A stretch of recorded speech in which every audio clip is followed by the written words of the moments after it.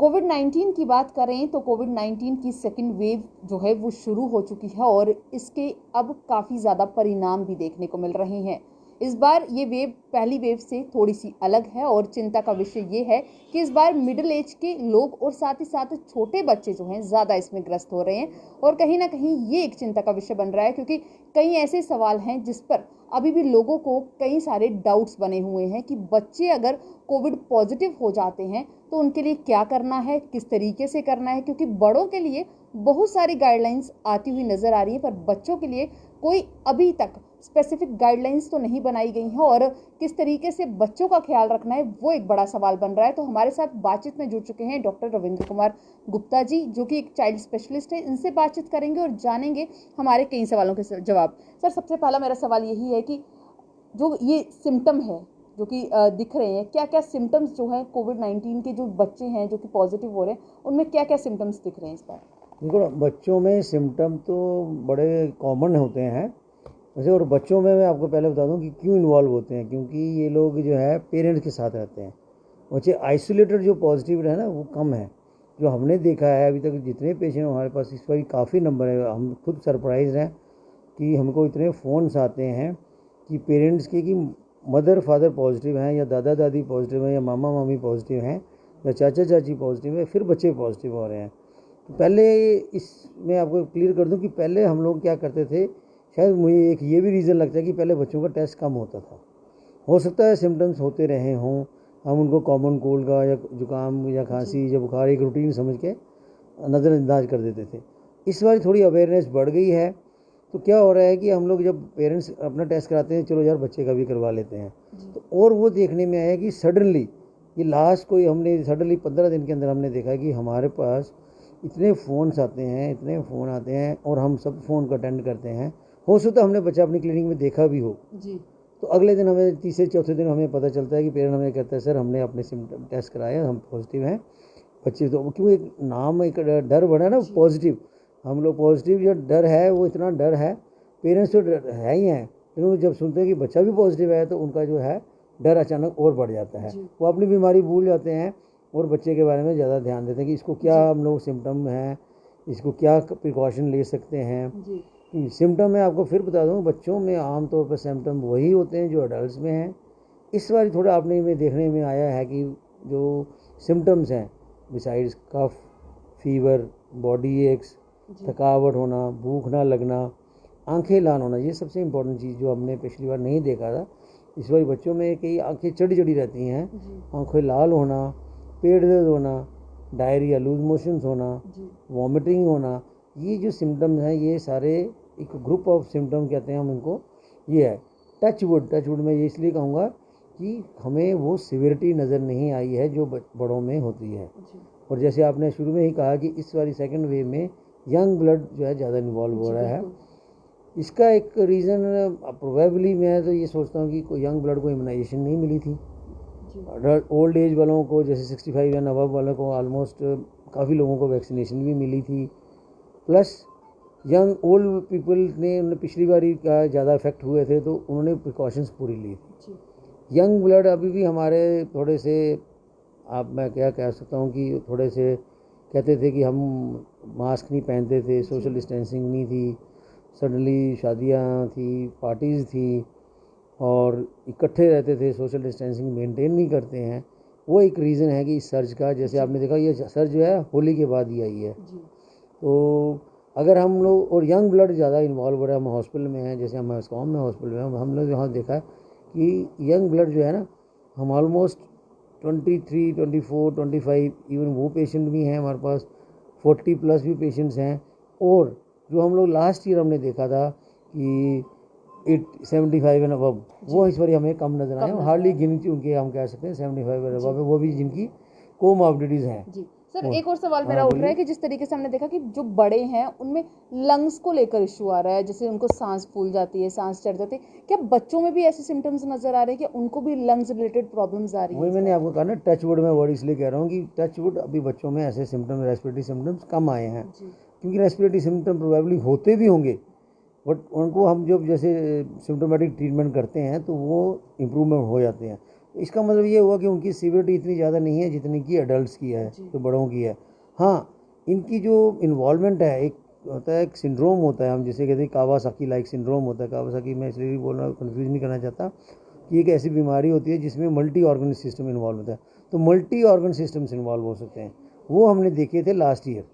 तो क्या होता था, पेशेंट सडनली, बच्चे को डायरिया हुआ, लूज मोशन हुए और बच्चा सिक हो गया। सिक हो गया मीन्स उसको शॉक में चला गया, या उसको रैश हुई, या उनको रैश होने के बाद वो बच्चा सिक हो गया, मतलब काफ़ी सिकनेस हो जाती थी। तो उनको हम लोग इमीडिएटली एडमिट भी करते थे, तो वो इम्प्रूव भी किया है हमने देखा।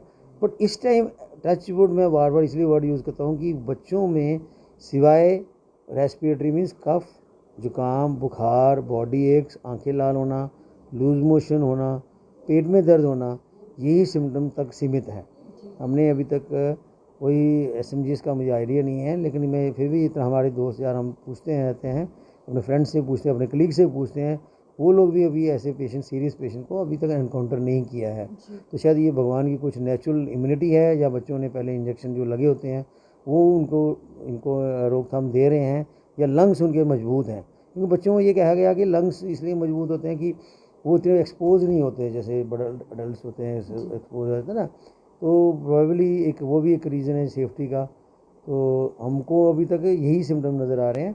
प्रिकॉशन मैं ये फिर बता दूं कि पेरेंट्स कई बार क्या करते हैं कि पॉजिटिव हो गए, वो हमें फ़ोन आ रहे हैं बार बार पेरेंट्स के कि बच्चा, हम पेरेंट पॉजिटिव हैं, बच्चे भी पॉजिटिव हो गए हैं। उस सूरत में हम क्या करें, बच्चे को कैसे अलग, जरूरी चीज़ है कि तब क्या करना है। हाँ, वो क्या करना है। देखो, कई जो बड़े घर होते हैं वहाँ पे तो अलग अलग रूम्स होते हैं, पेरेंट्स आइसोलेट हो जाते हैं, बच्चे अलग रूम में रहते हैं। पर छोटे बच्चों को अलग आइसोलेट करना या उन्हें अलग क्वारंटीन करना, वो किस तरीके से? वाह, ये बहुत मुश्किल काम है मैडम, बिल्कुल आपने सही कहा कि बच्चों को, खासकर छोटे बच्चे, हमारे पास ऐसे बच्चे हैं कि मेरे पास एक अभी फ़ोन आया था पिछले दिनों, 2 महीने का पॉजिटिव है।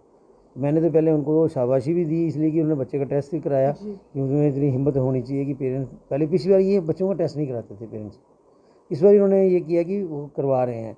और इससे क्या हो रहा है, उनको पता चल रहा है कि हाँ, फिर वो लोग हमसे ये सवाल पूछते हैं कि अब बच्चे का क्या करें। जो माँ अपने बच्चे को दूध करा रही है, फीड करा रही है, उनके लिए बड़ी डिफ़िकल्ट सिचुएशन हो जाती है। उस सूर्यात में क्या करना चाहिए। तो हमारा आंसर ये होता है कि breast feeding is the still best feeding. Best feeding means जो माँ के दूध में ताकत है वो बहुत ज़्यादा ताकत है। तो बच्चा छोटा बच्चा है, वो अलग नहीं रह सकता। अगर हम उसको अलग कमरे में सुला देंगे या लटा देंगे या किसी और के पास रखेंगे, वो एक इनह्यूमन होगा, ठीक है ना। तो हम यही कहते हैं पेरेंट्स को कि भाई आप ये कर सकते हो, आप मास्क पहनिए। अगर बच्चा नेगेटिव भी हो, मैं उनकी बात भी तो कह रहा हूँ, पॉजिटिव भी तो है, बच्चा एक बार पॉजिटिव हो गया तो फिर तो हमने, आप बच्चे को अपने साथ रख सकते हो। बट कई कंडीशन में बच्चा नेगेटिव होता है, पेरेंट हमें पूछते हैं कि हम क्या प्रिकॉशन ले सकते हैं। हमारा आंसर एक ही है प्रिकॉशन, वही SMS मीन्स सैनिटाइजेशन, मास्क और सोशल डिस्टेंसिंग। ये जो लाइन वेरी इंपॉर्टेंट है। और मास्क, आजकल डबल मास्क का भी आपने सुना होगा कि डबल मास्क पहने, हमने तो खैर सिंगल पहना है, लेकिन बच्चों को या बड़ों को हम खुद कहते हैं कि डबल मास्क का पहनना चाहिए। मास्क जैसे मैंने ये N95 पहना है, उसके ऊपर अगर मैं कॉटन का स्वैप मास्क पहन लेता हूँ तो वो अच्छा प्रोटेक्शन देगा। तो वो प्रोटेक्शन से क्या होगा कि मैं किसी और को बीमारी नहीं फैला सकता, खुद भी बचूँगा, किसी और को ना। हमारा ये कंसेप्ट होना चाहिए कि कोई मैं तो हूँ, कोई और ना हो जाए, ठीक है ना। ये कंसेप्ट बड़ा इंपॉर्टेंट है। इसी तरह घरों में हम बच्चों को भी यही, पेरेंट्स को भी यही कहते हैं। तभी आजकल आपने सुना होगा, परसों भी एक हेल्थ मिनिस्टर की स्टेटमेंट आई है, wear mask at home also, ठीक है ना। उसका मतलब ये है कि इसका मतलब मास्क को घर में भी पहनना है, अपने बुजुर्गों को सब प्रोटेक्शन देनी है। अगर नहीं पहना किसी ने, उनको कहना भी आपने प्लीज़ मास्क पहनिए। सिर्फ उसी वक्त खोलिए जब बहुत ज़रूरी हो खाना खाएं। और वो मैं तो अब सबको ये एडवाइस करता हूँ, किसी माई अपने पर्सनल होता है, आई मे बी रॉन्ग आल्सो, कि खाना इकट्ठे मत खाइए, ठीक है। खाना खाने इकट्ठे खा रहे हैं, ये किसी मैं प्रैक्टिकली इसलिए बता रहा हूँ। फिर मैंने बोला कि आई मे बी रॉन्ग। उसका कंसेप्ट ये है कि अगर आप अलग अलग खाना खाएंगे ना, तो एक आदमी मास्क एट ए टाइम खोलेगा, इसी तरह दूसरा आदमी दूसरे टाइम मास्क खोलेगा। अगर इकट्ठे खोला तो यू नेवर नो कि फैमिलीज़ में, क्योंकि आपने देखा होगा कि पूरा का पूरा ग्रुप फैमिलीज़ की फैमिली पॉजिटिव होती हैं। वो क्यों पॉजिटिव होती हैं? वो इसी कारण पॉजिटिव हो रही हैं कि वो अभी शादियाँ स्टार्ट भी नहीं हुई थी, लोग गेट टुगेदर शुरू हो गए थे। जी बिल्कुल। हाँ, तो वो उन लोगों ने वहाँ पे हुआ। एक मेरा अपना थिंकिंग ये है कि ठीक है, फंक्शन तो चलते रहते हैं, लेकिन अगर हम खुद मेंटेन करें तो ज़्यादा अच्छा रहेगा। बट जो पर्सनल मेरा अपना फीलिंग है कि अगर हम इकट्ठे सामूहिक खाना खाते हैं, अगर वहाँ पे बारी बारी, चलो भाई आज आपने थोड़ी देर पहले खा लिया, को 5-10 मिनट वेट कर लेते हैं, फिर क्योंकि मास्क सभी लोगों ने खोल दिया ना, यू नेवर नो उसी घर में ही होता है। अगर हम लोग मास्क पहन के रखते हैं तो हम लोग एक दूसरे से प्रिवेंट कर रहे हैं। तो ये this is my precaution. Sir जिस तरीके से हमने बात कर ली, सिम्टम्स पे बात की है, प्रिकॉशंस की बात कर रही है, पर साथ ही साथ एक सवाल ये भी कि पेरेंट्स को किस तरीके से क्या करना चाहिए, बिकॉज कई बार पेरेंट्स भी हल्के में चीज़ों को ले लेते हैं। जैसे अगर बच्चे को कोल्ड है या कफ है या फीवर भी हो रहा है तो normal doctor on call suggestions पर जो है मेडिसिन पूछ ली जाती हैं, फिर वही मेडिसिन जो हैं बच्चों को दे दी जाती हैं। वो थोड़ा लंबा जाए या कुछ दिन ज़्यादा गुजरे तक कंडीशन सीवियर नहीं हो जाती तब तक डॉक्टर के पास नहीं आते, तो उस टाइम पे किस तरीके से इस टाइम पे ज़रूरी है, क्योंकि अगर हम बात करें दूसरी तरफ जो है गर्मी भी बढ़ रही है, वो ज़्यादा प्रॉब्लम क्रिएट कर रही है, बच्चों में छोटे छोटे बच्चों में ज़्यादा प्रॉब्लम्स आ सकती है, तो उनके लिए क्या रहेगा? देखो ना, ये एक आपने कहा कि जैसे इसको मैं एक वर्ड कहूँगा, सेल्फ मेडिकेशन। सेल्फ मेडिकेशन क्या होता है कि पुरानी प्रिस्क्रिप्शन लेते हैं हम लोग, जी उसी में दवाइयाँ ले लेते हैं। देखो, अब कंडीशन से ऐसे हालात ख़राब हो रहे हैं कि डॉक्टर्स ने भी अभी प्रैक्टिस भी बंद कर दी है, देखना भी बंद कर दिया है। सरकारी अस्पतालों में भी कई जगह ओपीडीज़ बंद हो गई हैं, तो जाना कहाँ पे है? अगर हम लोग प्रिकॉशंस अच्छी तरह से ही फॉलो करें तो उसका हमें ज़रूर देना पड़े। बट मैं घरेलू नुस्खे ये बताना चाहूँगा कि स्टीम इनहेलेशन, अगर आपको बच्चे को कफ है, जुकाम है, नाक बंद है, स्टीम इनहेलेशन एक देसी तरीका है। छोटे बच्चों के लिए मैं ये कहूँगा कि बड़ा तरीका होता है कि गर्म पानी किया, थोड़ा सा नमक डाला, उसकी स्टीम दे दीजिए। पेरेंट्स भी स्टीम ले, बच्चा भी स्टीम ले, आपका उससे फ़र्क पड़ जाता है। ये तो पुराना डॉक्यूमेंटेशन है कि स्टीम इनहेलेशन एक बहुत अच्छी थेरेपी है for this Covid patients. Number 2, fever को डॉक्यूमेंट कीजिए। हमारे पास हमेशा प्रॉब्लम आ रही है कि बुखार हो गया। थर्मोमीटर लगाने का मतलब ये नहीं कि उसको बच्चे को बुखार है, थर्मोमीटर में रीडिंग आती है, वो देखिए कितनी आ रही है। सिर पे हाथ लगाते हैं, सिर गर्म है, वो बुखार है। बच्चा दांत निकाल रहा है, सिर गर्म हो सकता है। जैसे 8-9 महीने का बच्चा दांत निकालता है यूजली, तो सिर गर्म हो सकता है। बट वो लोग हाथ दे लगाते हैं, ज़्यादा कवर कर देते हैं, वो बुखार डजन। तो मैं हमेशा, मेरा एक ही लाइनिंग है कि प्लीज़ डॉक्यूमेंट दी फीवर। बुखार अगर नोट कीजिए 100 से ऊपर है या 99.5 से ऊपर है, बुखार की दवाई जो आपके पास है, डॉक्टर ने जो प्रिस्क्राइब की थी, वो आप दे दीजिए। एंटीबायोटिक ऐसे मत इस्तेमाल कीजिए, बिना डॉक्टर की सलाह के एंटीबायोटिक मत लीजिए। सिम्टोमेटिक ट्रीटमेंट आप कर सकते हैं। सिम्टोमेटिक मीन जो सिम्टम्स है, लाइक बुखार हो गया, आपकी दवाई पुरानी दवाई थी बुखार की, आपने दे दी, लेकिन डॉक्यूमेंटेशन के बाद। जुकाम हुआ, नाक बंद हुआ, नेज़ल ड्रॉप डाल लिए, सलाइन ड्रॉप डाल लिए, या स्टीम दे दी, वो कर सकते हैं। वॉमिटिंग हुई, पेट को थोड़ी देर रेस्ट दिया, ठंडा पानी बॉयल करके, ठंडा करके, ORS, नमक चीनी का घोल, जो जीवन रक्षा घोल, ये सबके घरों में होता है। नहीं भी होता, नमक चीनी तो हर घर में होती है, और उसको थोड़ा स्वाद बनाने के लिए नींबू डाल दो, जब ये रक्षा घोल बन जाता है। तो वो खुद घरेलू नुस्खे में इसलिए बता रहा हूँ कि इस पीरियड में ये नुस्खे जरूरी बड़े काम आते हैं।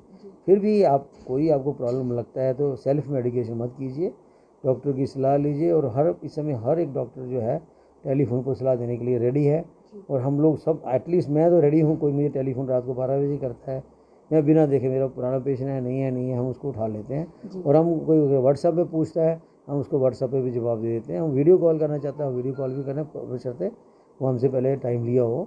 हम उसको frankly speaking, I am not charging for anything. हम उनको क्योंकि हम खुद ही समझते हैं कि पेरेंट दुखी हैं, तो पेरेंट जब बच्चा पॉजिटिव होता है तो वो और ज़्यादा दुखी हो जाता है। इस समय है ज़माना स्प्रेड हाई करने का। हम एक दूसरे से मिल के ख़त्म करना चाहते हैं बीमारी को, क्योंकि ये जितनी प्रोलॉन्ग होगी और ख़तरनाक हो जाएगी। और आपने देखा होगा कि अब ये जो है, आपने नंबर भी देखा, ये बढ़ता जा रहा है, और ये बढ़ने का रुकेगा नाम नहीं ले रहा जब तक हम खुद बिहेवियर अपना चेंज ना करें। तो बिहेवियर चेंज करना बहुत आवश्यक है। जी, बहुत बहुत शुक्रिया सर हमसे बातचीत करने के लिए। और ये थे हमारे साथ डॉक्टर रविंद्र कुमार गुप्ता जी, जिन्होंने कई सवालों के जवाब दिए, और मुझे लगता है कि कई पेरेंट्स को ये पता चल गया होगा कि किस तरीके से इस समय में अपने बच्चों का ख्याल रखना ज़रूरी है। क्योंकि अगर हम बात करें तो सिर्फ बड़ों को ही कोविड से खतरा नहीं है, छोटे बच्चों को भी उतना ही खतरा है, और उन्हें भी उसी तरीके से समझाने की ज़रूरत है कि फेस मास्क, सोशल डिस्टेंसिंग और सैनिटाइज़र का उपयोग कितना ज़रूरी है। तो बने रहें दी अर्थ न्यूज़ के साथ।